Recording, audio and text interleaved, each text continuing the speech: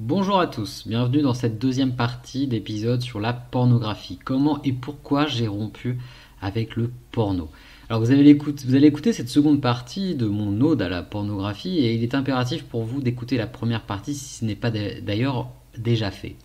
Parce que je vais utiliser beaucoup de notions et c'est important pour vous de comprendre et d'utiliser ce deuxième épisode sur la pornographie comme un outil. Et bien sûr, il est important pour vous d'avoir la base même, les fondations qui sont dans l'autre épisode, expliquées dans l'autre épisode.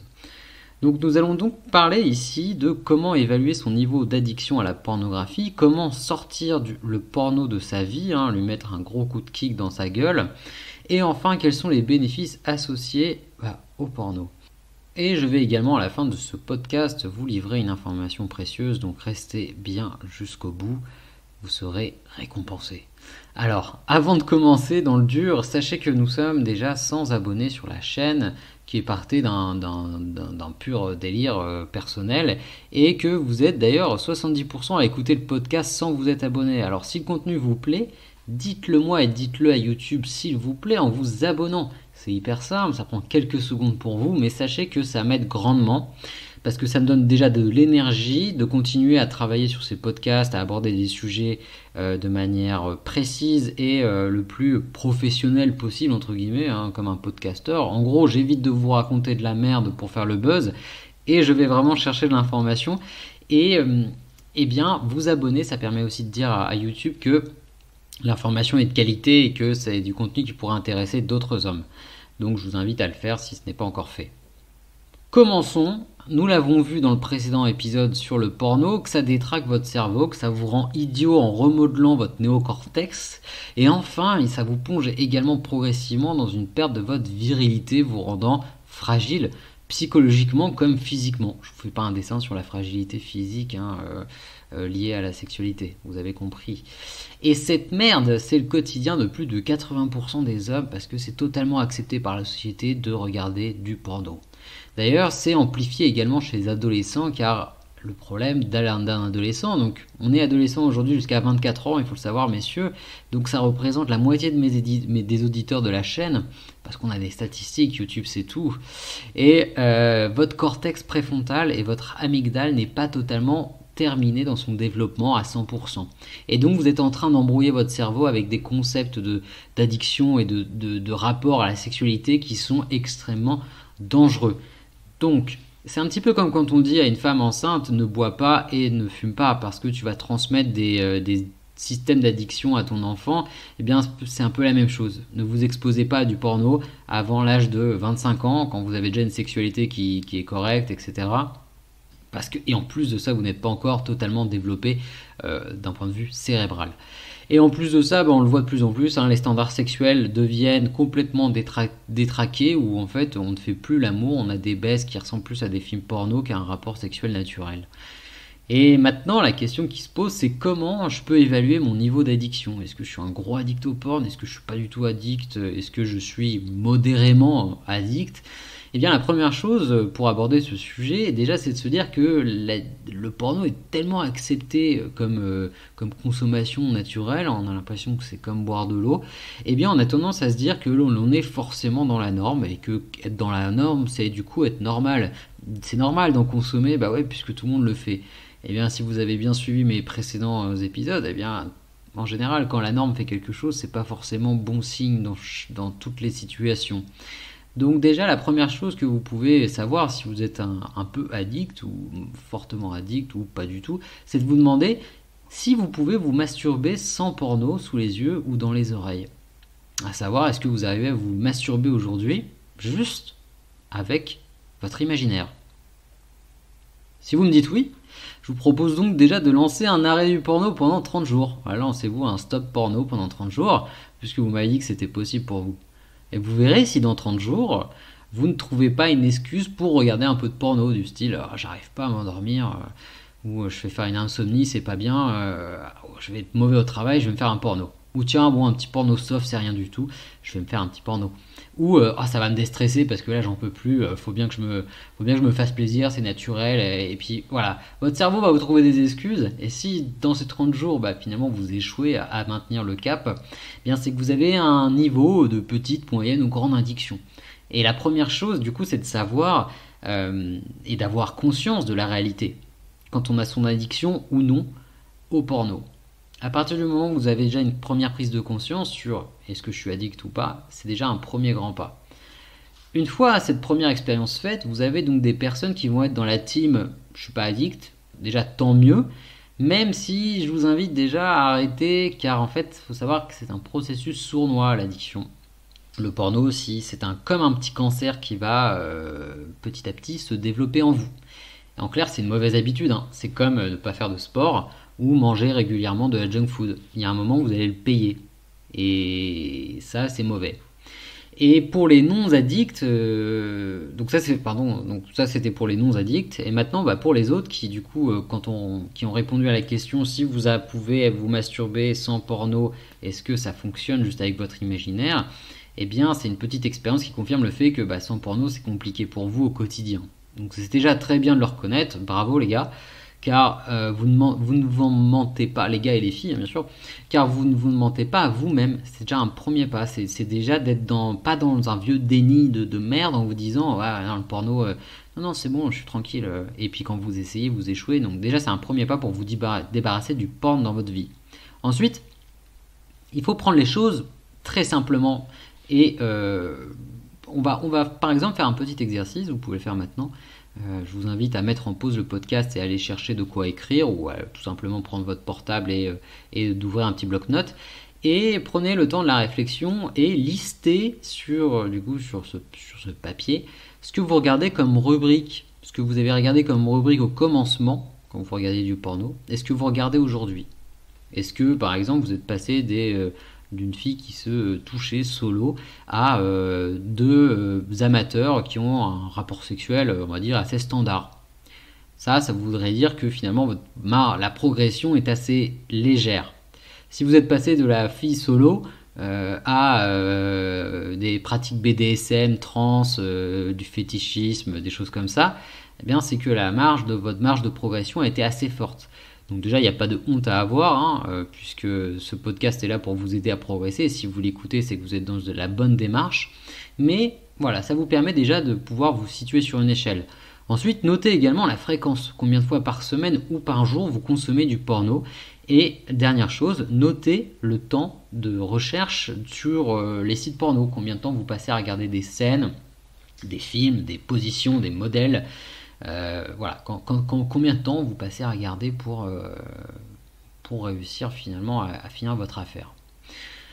Et enfin, pour aller plus loin, ce que les médecins sexologues recommandent, c'est également de savoir si vous avez de temps en temps, ou quasiment toujours, un sentiment de gêne ou de honte après avoir regardé un porno, car ça c'est assez révélateur. Vous pouvez également vous poser la question si parfois vous vous sentez frustré lorsque vous n'avez pas accès à la pornographie.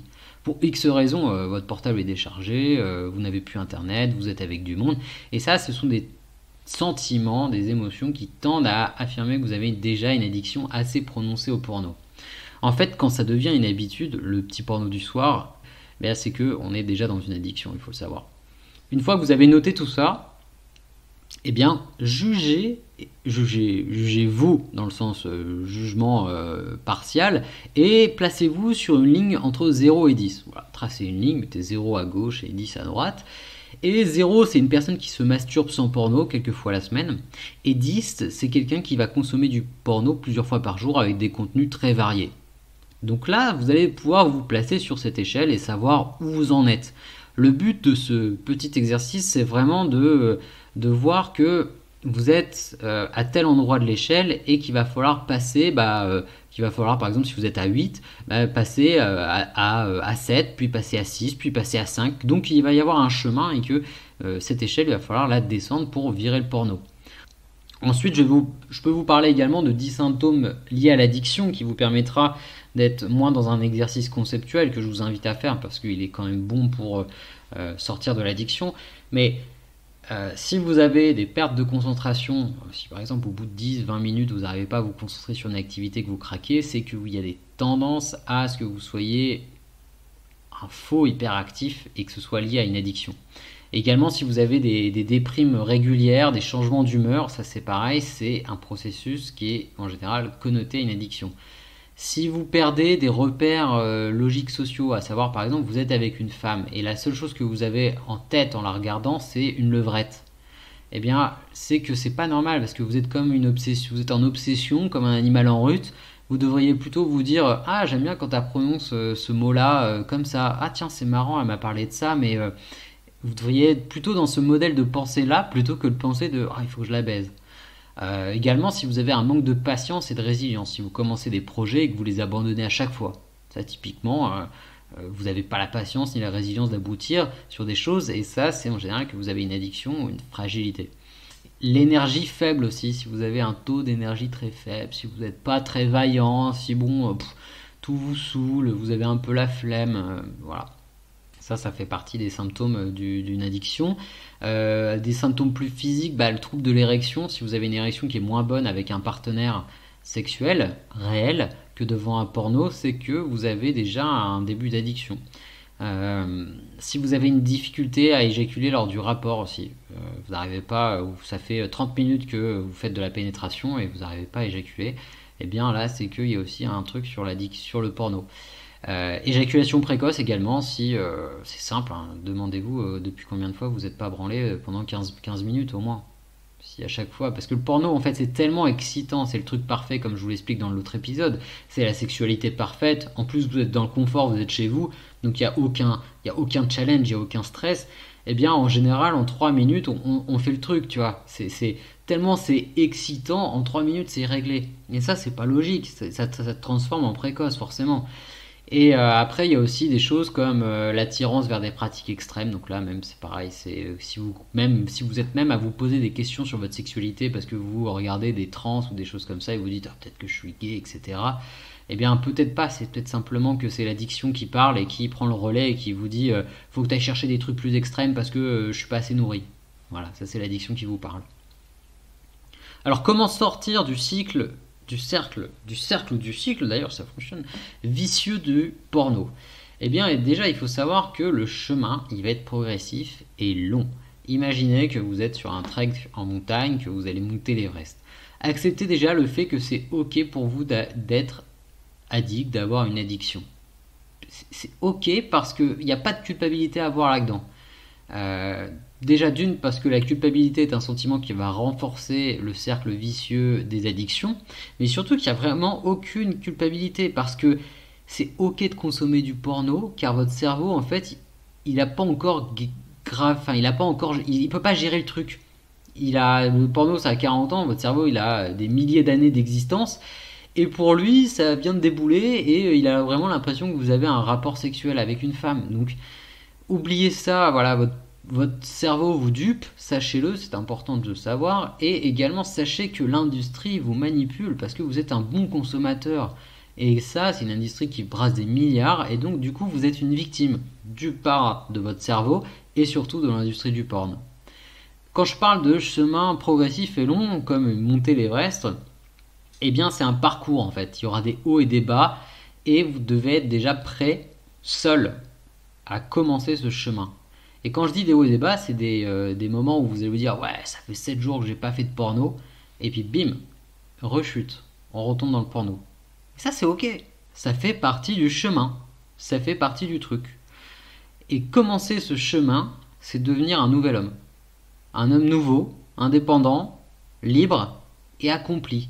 Un homme qui n'aura pas d'addiction dans sa vie, ou qui connaîtra ses addictions, qui aura la capacité de dominer son cerveau primitif par son cerveau le plus développé, à savoir le néocortex. Et ce qu'il faut se dire, c'est qu'il va falloir environ 3 mois pour les petites addictions, jusqu'à 2 ans pour les adolescents qui auraient commencé tôt la pornographie, pour être certain que vous soyez débarrassé. Et on va le faire en plusieurs étapes pour réduire son rapport à la pornographie et la quitter. Donc descendre la fameuse échelle de valeur que je vous ai donnée tout à l'heure entre 0 et 10. Donc déjà, première chose, un peu comme la cigarette, hein, on va réduire la fréquence. Donc à la place de regarder du porno tous les soirs, eh bien on va peut-être en regarder 5 soirs dans la semaine. Après on va faire 4 soirs dans la semaine. Après on va faire 3 soirs. Vous voyez l'idée.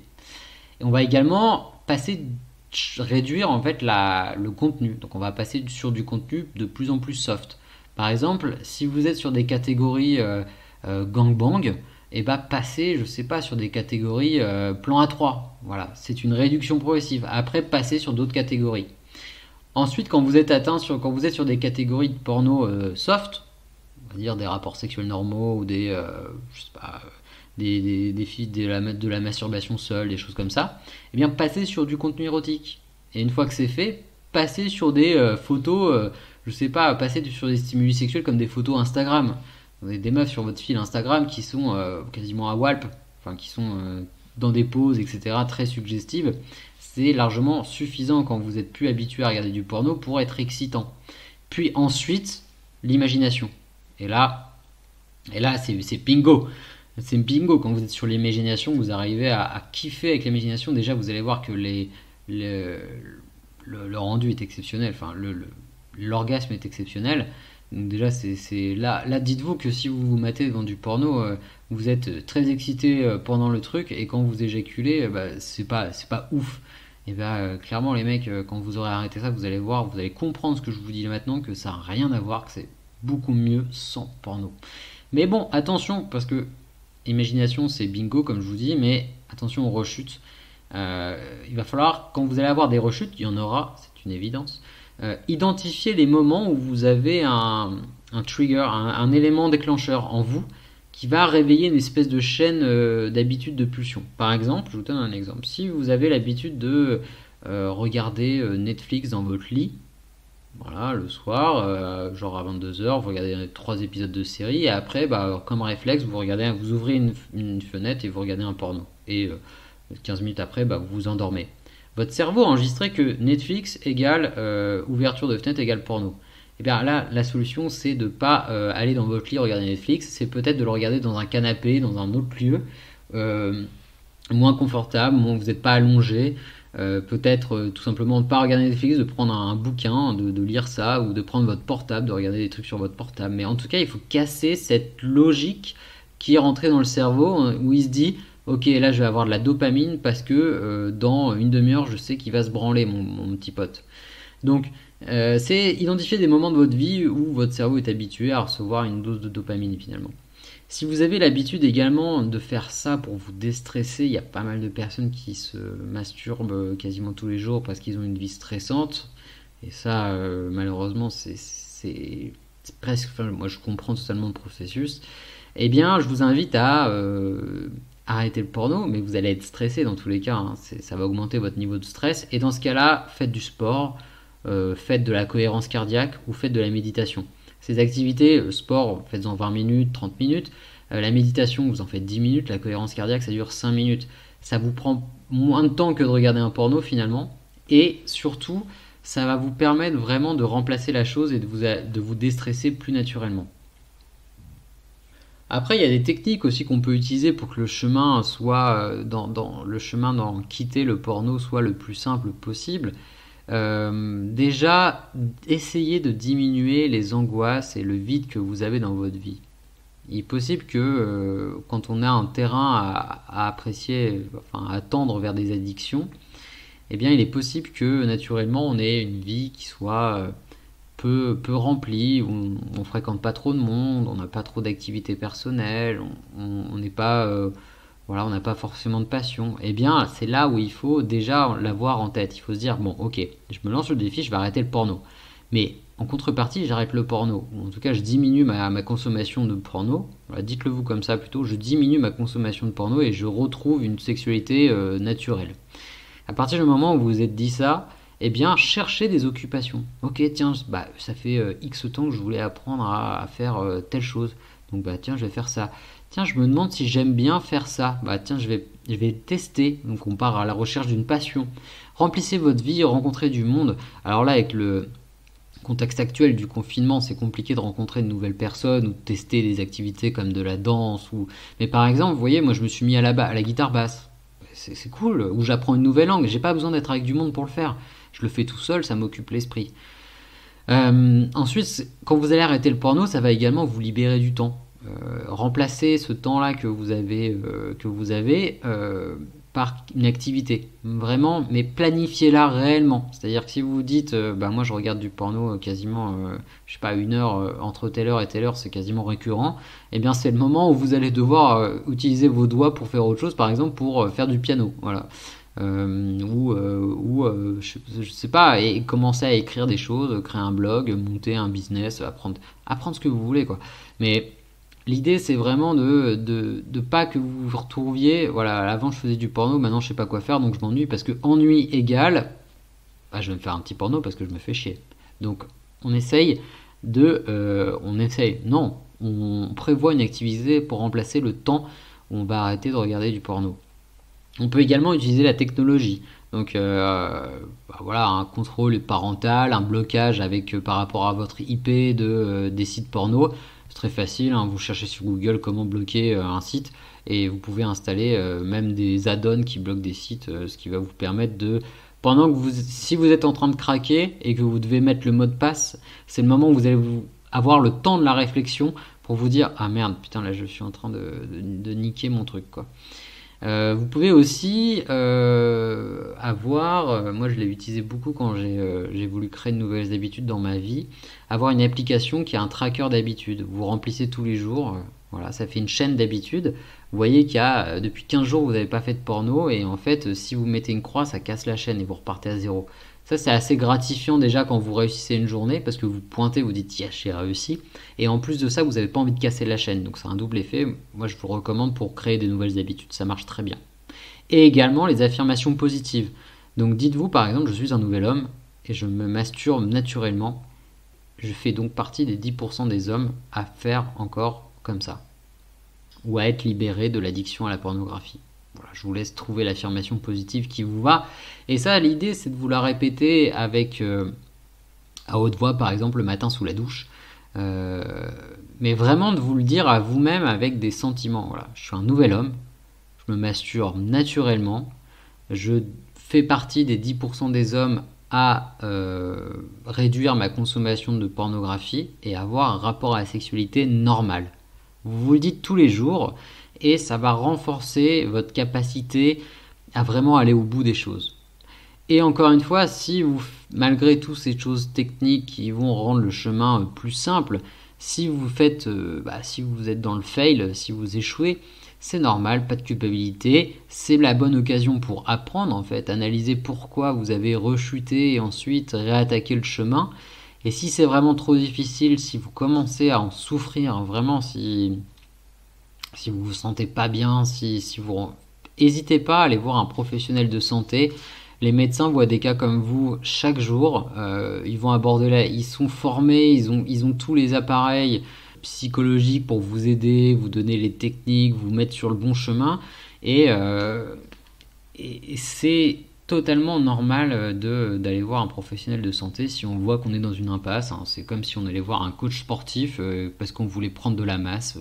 C'est comme si, je veux dire, c'est totalement logique. Faut pas avoir de tabou là-dessus. Et voilà, ce sont des personnes qui sont là pour vous aider. Faut pas l'oublier, hein. Ils ont une vocation. Un médecin est là pour aider les autres, donc il se fera un plaisir de vous aider. Maintenant, quel bénéfice à quitter le porno? Pourquoi depuis que j'ai largué le porno dans ma vie, je vais beaucoup mieux? Et qu'est-ce qui vous attend? Bah les gars, déjà un niveau de bien-être assez incroyable. Parce que vous allez vous rendre compte que les choses simples de la vie sont assez géniales.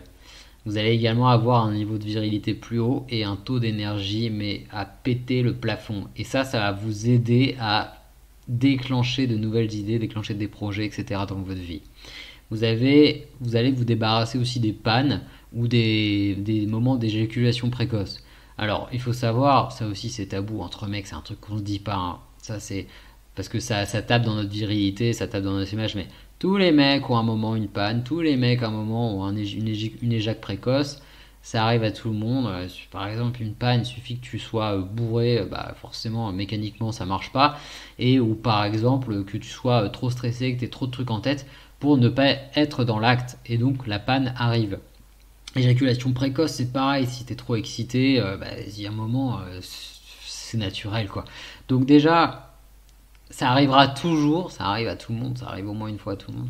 Et l'idée, c'est que ce soit pas une récurrence en fait, c'est que ça fasse partie des exceptions dans votre sexualité et pas que ça devienne une norme. Et également, vous allez avoir une meilleure confiance en vous. Ça va vous rendre inarrêtable dans vos projets personnels et avec les femmes, et ce qui va vous permettre d'escalader aussi l'échelle sociale, puisque si vous êtes inarrêtable, vous tentez des choses que les autres ne font pas, et ça vous permet d'avoir des résultats que les autres ne font, enfin que les autres n'ont pas. Euh, Conclusion en fait, parce que là je vous ai donné des choses à peu près génériques sur les avantages que vous alliez, les bénéfices que vous allez sortir de tout ça. Et maintenant, conclusion plus annonce dont je vous ai parlé en haut précédemment en intro du podcast. Eh bien, quel est mon retour, moi, mon expérience personnelle, le parcours difficile et en même temps assez exaltant et incroyable que j'ai eu dans l'arrêt de la pornographie. Eh bien, je ne vais pas le mettre sur YouTube parce que c'est un peu tabou. Je vais parler pas mal de choses beaucoup plus crues. Et je souhaite ça réserver du coup à des abonnés spéciaux qui seraient du coup les abonnés du Patreon que je viens de lancer. Où en fait lors de votre inscription vous pouvez soutenir la création de ces podcasts et vous aurez chaque mois un accès exclusif à 3 autres podcasts beaucoup plus tabous, sans censure pour le fait, beaucoup plus tranché dans les opinions. Je vais également répondre beaucoup plus à vos questions. On aura l'occasion de faire des questions-réponses. Vous pourrez m'envoyer également vos questions en message privé, donc sans que ce soit vu dans les commentaires et que je puisse directement avec l'anonymat vous répondre lors de podcasts.